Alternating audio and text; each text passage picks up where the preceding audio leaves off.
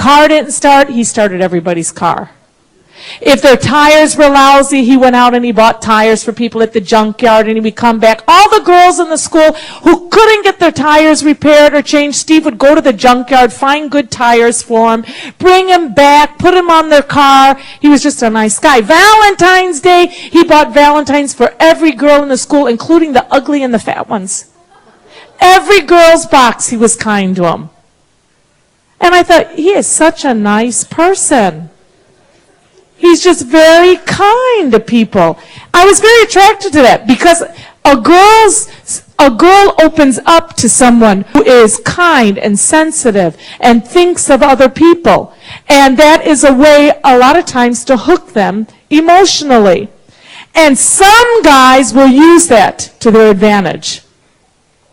If they feel maybe they're lacking in another area, they can actually try to build up on that weakness in females and use it without pure motives. All right? So they go from emotional oneness to this guy who has stroked them a whole lot. You're beautiful. Nobody understands you like I understand you.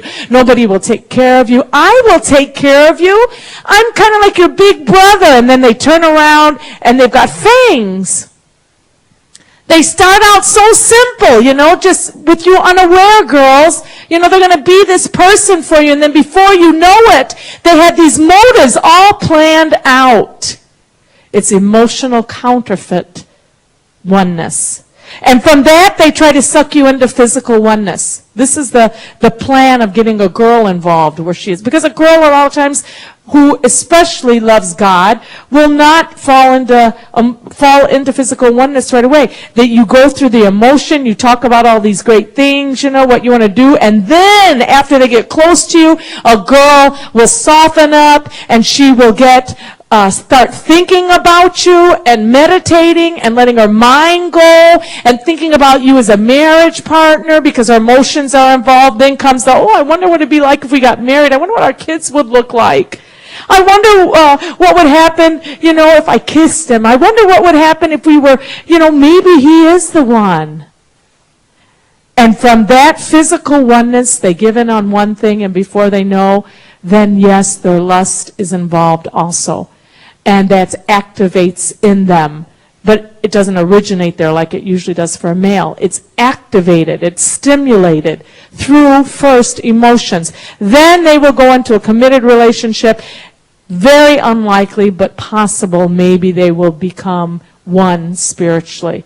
But usually when you start at the bottom down here, you don't ever get to the top because it's the opposite way. Very hard to push your way through and break through once you've already gone the wrong direction. God's view of courtship. He says, first of all, you should commit to the relationship. And that's what we're talking about when we say courtship. We're committing to whoever we choose could possibly be the person that I would think about as a life partner. So from the day one, when I am with this person, I am considering I could marry them. So my actions are going to be, that could be my wife in the future. So I am going to act accordingly so that I do the right thing, so that I say the right thing. And I am committed from the day one to this relationship. It is not a casual thing that I'm just doing for this week, but it's actually something that I want to think about the long range in the present day. And from this committed relationship, the first thing you will do is to see if you are compatible spiritually. And you work on a spiritual oneness. Now, I talked about all that with you with our BGR when I talked about the things you know before you even consider dating, the things you must know already. Remember I gave you that little form that you must have your educational goals down, your spiritual goals, your emotional goals, your financial goals. These types of things that you must understand who you are, self-awareness, before you drag someone else into the equation. If you don't know who you are, how can you even figure out if this person is right for you? Because you don't even understand yourself. So then you could end up with just anybody. Anybody could convince you if they do the right thing and they act the right way. You want to know who you are. So with that, when you do know those things, then you can see, is this person the type of person I could actually be one with in the spirit? that we're going the same direction, and together we'll be more powerful than we would be apart. If he's going to drag me down, then I already know that's not someone I can be one with.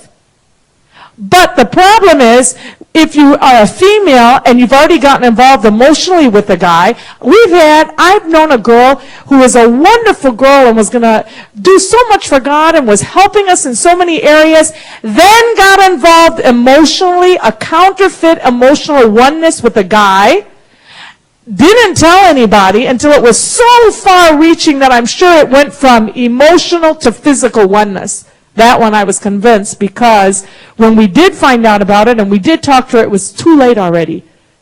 There was no listening. The ears were turned off. There was no way we're going back. She ended up marrying a boy who is not even a Christian, a Buddhist. How to get oneness? Will that ever happen? Just use your brain. You're a Christian, they're Buddhist. Will you ever be spiritually one? No. Now what happens when the children come? Are the children Buddhist? Are the children Christian? It's never going to happen as united. You're never going to be going the same direction. And I have to say, I do, and I have spent time counseling with people who are married that are in that predicament, and I would dare say, if given the chance, they would tell you, do not go that direction. Because when you lay down at night and you fall, you can't. The deepest area, your spiritual man, you can't even share. How to share that with somebody who doesn't believe what you believe? So it's like the deepest area of your heart that is what you're made of, and the part that God touches and shapes you for greatness, you can't even talk about. So when they lay down at night, they never can share that. And it's a very, very difficult position to be in. Next slide. The greatest attraction between a man and a woman, even greater than apparel, makeup, and hairstyle, is your shared conversation. This is why I want you to really consider about these two areas that we're talking about today. Emotional counterfeit oneness and spiritual counterfeit oneness. Because the most the greatest thing that will cause attraction sometimes between a man and a female is not how they look, how they dress, but it will be your conversation and how your conversation leads you. The deeper the conversation, the deeper the attraction. So in other words, if I just ask you, hey, what street do you live on? Where do you live? Oh, I live in Madoc. Okay. I'm not going to go out with that person next week and go in a park and make out with them. Oh, I found out you live in Madoc. Wow, I'm just so turned on now. It's not a very deep conversation. So obviously that's not going to do a whole lot for you. But if you're spending hours with this person, bearing your emotions, bearing your spiritual desires and the intimate things God has talked to you about, you are by just natural progression, you are going to get into a deep attraction with that person. Does it mean it's from God? Not necessarily. It can be your own conversation.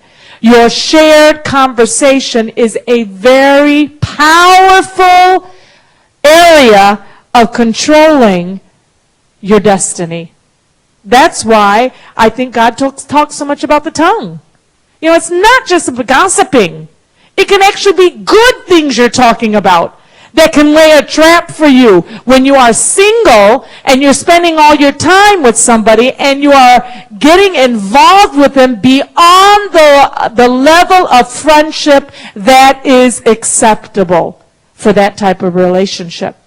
Do you understand what I'm saying? There's some levels of friendship that you can only go so far until you are maybe married to that person. Then you can go into another level that is acceptable. But in the level of friendship that you're at now, you just cannot go there. Because it is opening you up for an attraction that God never sanctioned. You are creating a monster that you've created. And how do you know sometimes that you created that? Is when that separation comes. If it's very painful for you, and it's very